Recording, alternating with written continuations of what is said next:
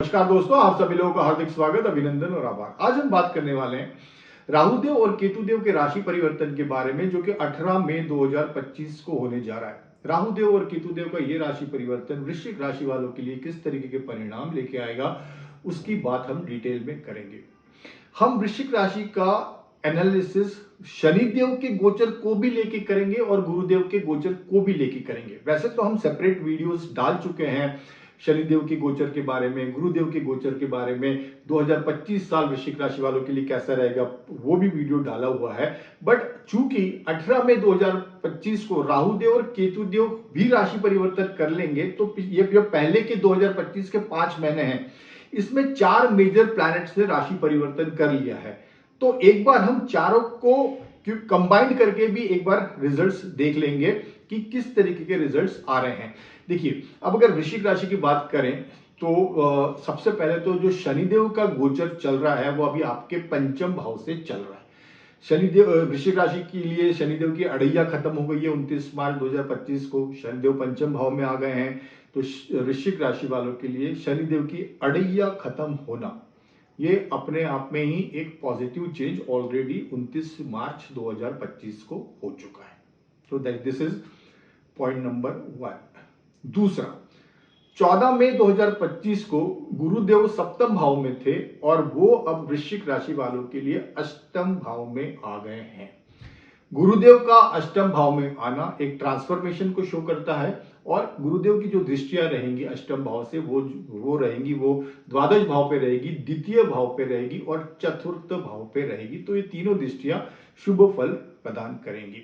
मतलब foreign related international ventures है कोई, चाहे आप सेटल होना चाह रहे हो, फॉरेन में जाना चाह रहे हो, ट्रैवल करना चाह रहे हो, बिजनेस आपका बिजनेस है फॉरेन क्लाइंट से, तो उन सब चीजों के लिए अच्छा है। गुरुदेव की जो दृष्टि धन भाव पे पड़ेगी उसके लिए अच्छा है। गुरुदेव अष्टम भाव में रहेंगे तो एंसेस्ट्रल प्रॉपर्टी से आपको लाभ हो सकता है, इन लॉस से लाभ हो सकता है। और गुरुदेव की जो नवम दृष्टि वो चतुर्थ भाव पे रहेगी तो पूरा होम फ्रंट, घर पूरा फोकस में रहेगा। अब ये तो रही शनिदेव और गुरुदेव की बात। अब हम राहु देव और केतु देव की बात करते हैं। वर्तमान में वृश्चिक राशि वालों के लिए राहु देव का गोचर पंचम भाव से हो रहा है और 18 मई 2025 को राहु देव पंचम भाव से चतुर्थ भाव में जाएंगे, क्योंकि राहु देव और केतु देव ये ऐसे ग्रह हैं जो कि वक्री अवस्था में गोचर करते हैं। तो वर्तमान में पंचम भाव में है, 18 मई 2025 को वो चतुर्थ भाव में जाएंगे राहु देव। और केतु देव जो है वर्तमान में एकादश भाव में है और वो अब दशम भाव में आएंगे। सो अब जो राहु देव और केतु देव का जो एक्सिस है वो 4 और 10 का एक्सिस है। चतुर्थ भाव में राहु देव रहेंगे, दशम भाव में केतु देव रहेंगे। शनिदेव गुरुदेव हमने ऑलरेडी कंसिडर कर लिया है।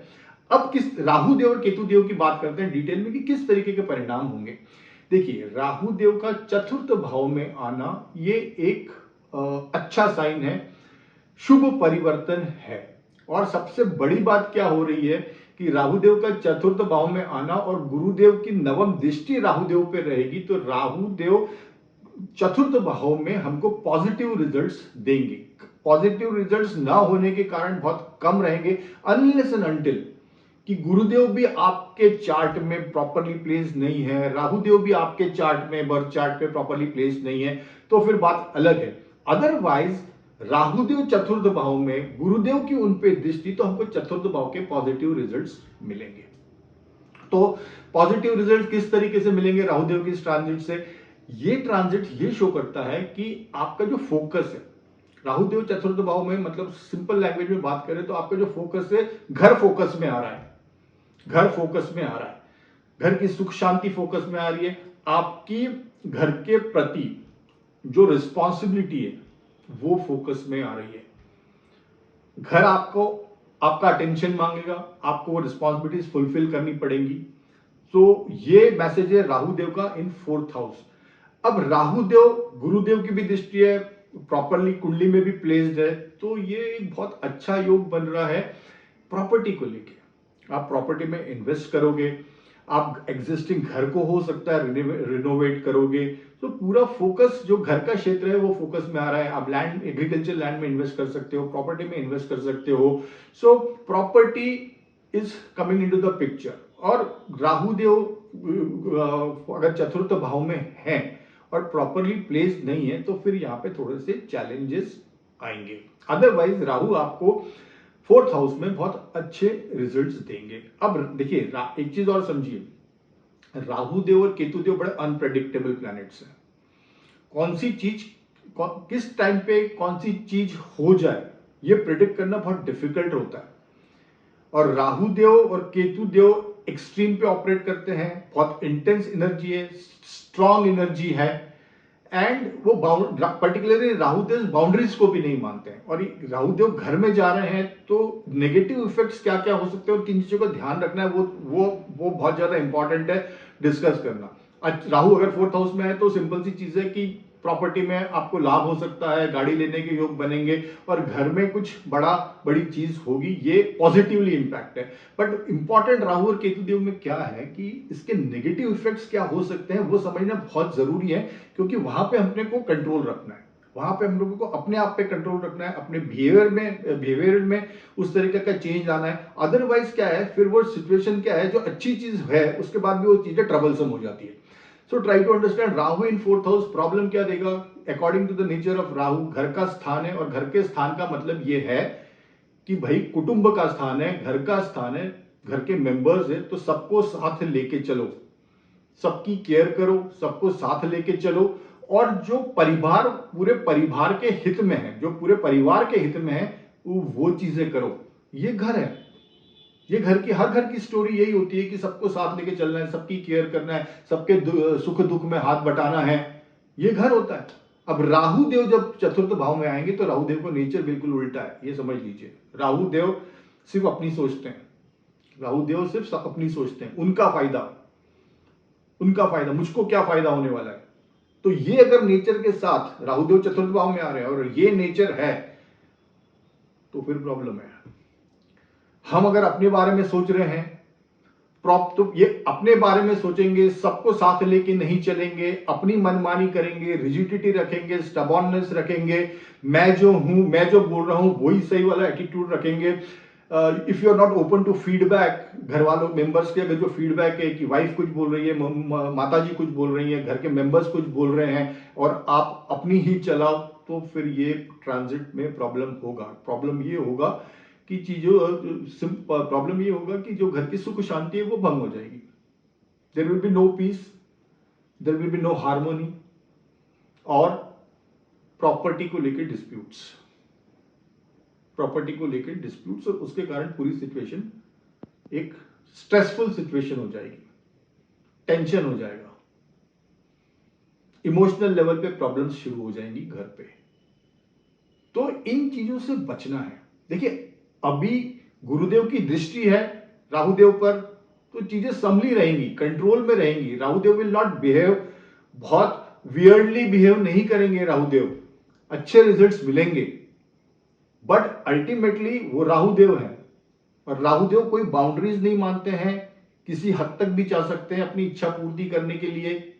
तो वो स्वार्थीपना आ सकता है, पेशेंस हम खो सकते हैं, हम अपनी सोच सकते हैं, किसी को ज्यादा फैमिली मेंबर्स को तवज्जो ही नहीं दे रहे हैं या उनसे कन्फ्लिक्टिंग मोड में आ रहे हैं, अहंकार हो सकता है, ईगो हो सकता है। तो ये सब चीजों से बचना है, क्योंकि देखो प्लैनेट राहुदेव है, घर का स्थान है, घर का स्थान मतलब it is a soft house.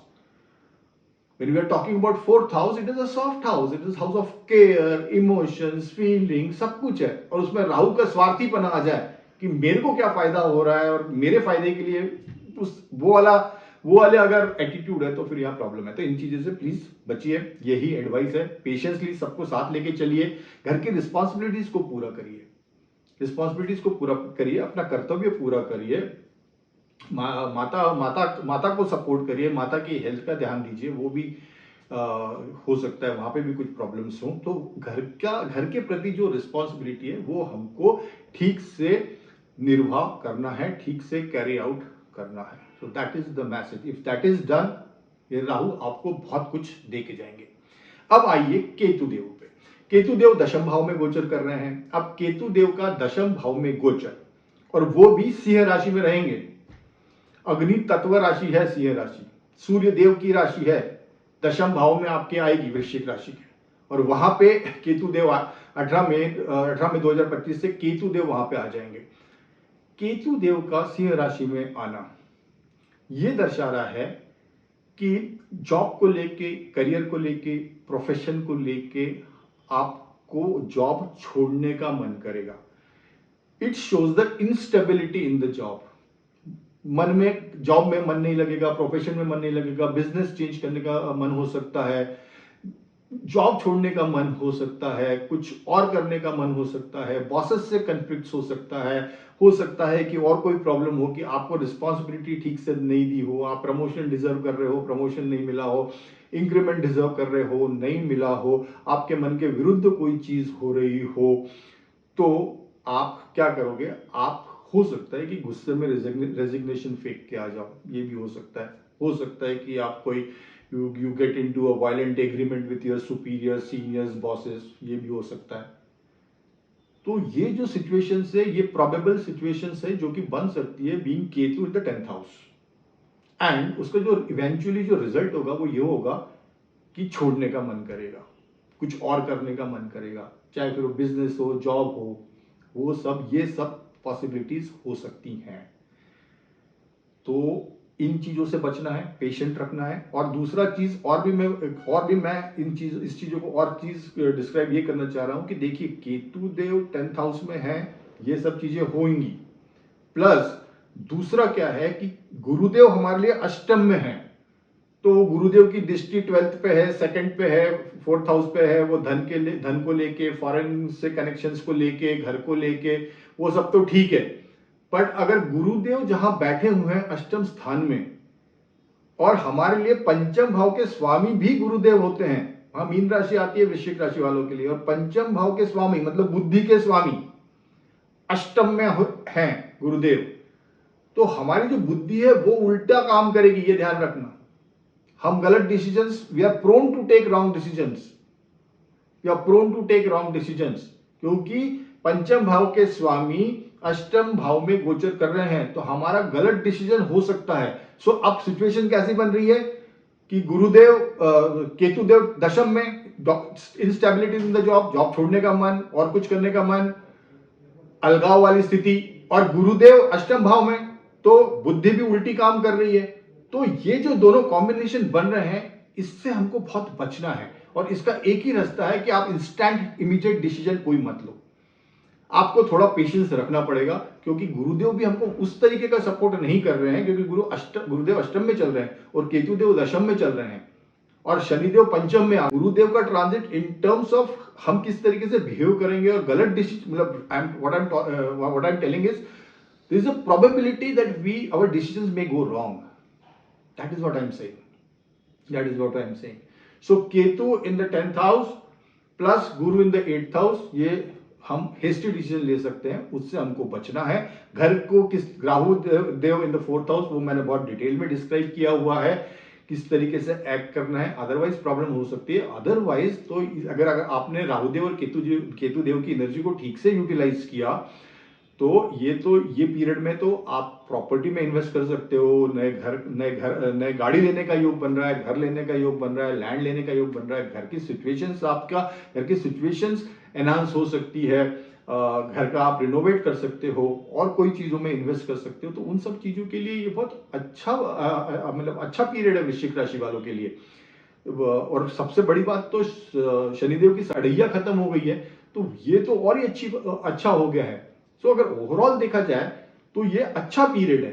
But ध्यान क्या रखना है, ये राहुदेव जो 4th हाउस में है और केतुदेव 10th हाउस में है, ये एक्सिस जो 4-10 का है, ये अलग एक्सिस है, जो कि राहुदेव के नेचर के अगेंस्ट में 4th हाउस के ट्रेड्स है। चतुर्थ भाव के जो धर्मगुण है, वो राहुदेव का जो नेचर है उससे अलग है, तो हमको उस राहुदेव की एनर्जी को मैनेज करना है। बट गुरुदेव की दृष्टि है तो चीजें कंट्रोल में रहेंगी। बट अगर हम कॉन्शियसली उस तरीके से एक्ट करते हैं, माइंडफुलनेस के साथ उस तरीके से एक्ट करते हैं जैसे कि मैं बता रहा हूं, तो जो प्रोबेबिलिटीज हो सकती है, पॉसिबिलिटीज की कुछ चीजें प्रॉब्लमेटिक हो जाए या गलत डायरेक्शन में निकल जाए, वो भी खत्म हो जाती है। सो this is the way you should actually act, क्योंकि राहुदेव और केतुदेव आपके 4th और 10th एक्सिस में आ रहे हैं, शनिदेव 5th में है एंड गुरुदेव 8th में है अभी 1 साल के लिए, एटलीस्ट फॉर अक्टूबर तो 8th हाउस में है, फिर वो 2-3 महीने के लिए नवम भाव में जाएंगे। So particularly you should be very cautious during this period, और कोई हेस्टी डिसीजन मत लीजिए, because I am repeatedly saying Ketu in 10th house, Guru in 8th house, तो don't take any hasty decisions. Patient रही है, किस तरीके की परिस्थिति आए तो जॉब नहीं छोड़ना है, बिजनेस अभी कोई चेंज नहीं करना है, no major decisions in this time. Otherwise सभी चारों ग्रहों का ट्रांजिट अच्छा है, अच्छी एनर्जी क्रिएट हो रही है, आप इसको ठीक डायरेक्शन में यूटिलाइज करेंगे तो यही पीरियड आपके लिए बहुत अच्छा साबित होगा। So this is all about Vrishchik राशि in details. Thank you so much, wish you all the best, bye and take care.